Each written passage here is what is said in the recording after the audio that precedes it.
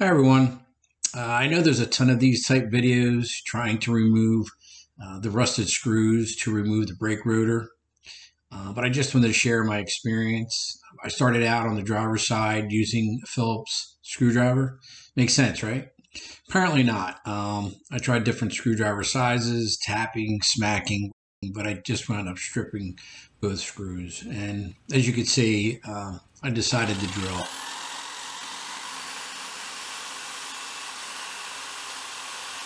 This is the passenger side.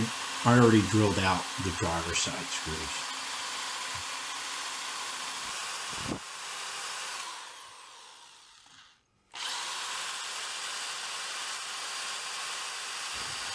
What worked effectively was to drill wide enough to remove the tapered part of the screw head. Up, down, left, and right.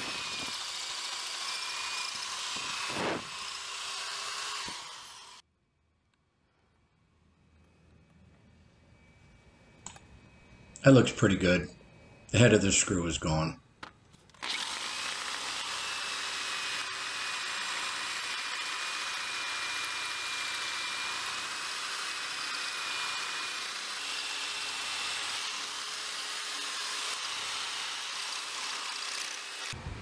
Again, I just made sure the tapered part of the head of the screw is gone.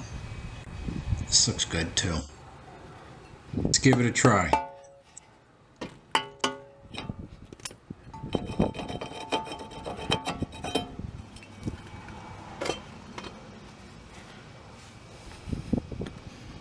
It looks like I can get what's left of the two screws from the front or the back.